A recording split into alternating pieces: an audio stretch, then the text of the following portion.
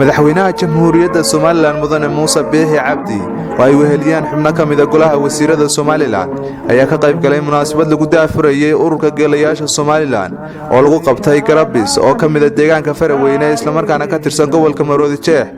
waxaana ugu horeynba halkaasi ka hadlay gudoomiyaha ururka Geelayaasha Somaliland Mustafa Ali Ducaale oo xusay ahmiyadda iyo ujeedka ay u aasaasan ururkani isagoo ku dheeraaday qiimaha ay leeyihiin caanaha geelu isla markaana sheegay inay maanta adduunyada kala faahantay faa'iidada ku jirta cabista caanaha geela urur ahaan ay doonayaan inay dibadda u dhoofiyaan caanaha geela marka ay dalka wada gaarsiiyaan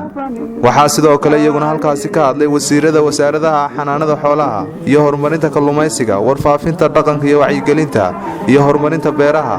oo dhammaantoodba xusay qiimaha uu leeyahay dhaqashada geelu iyo caanihiisuba waxaana ay ballan qaadeen inay kala shaqeynayaan ururkani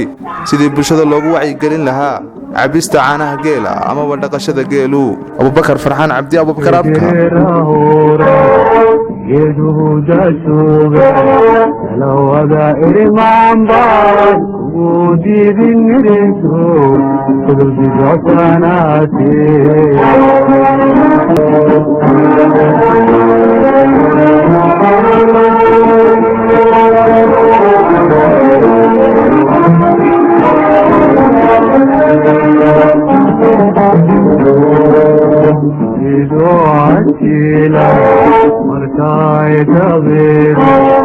المهود أبيدار سجاح داخبا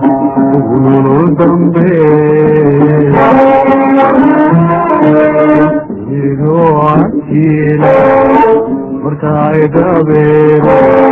المهود أبيدار سجاح داخبا وقولوا ذنبي halkan gaajada isaga dulqaato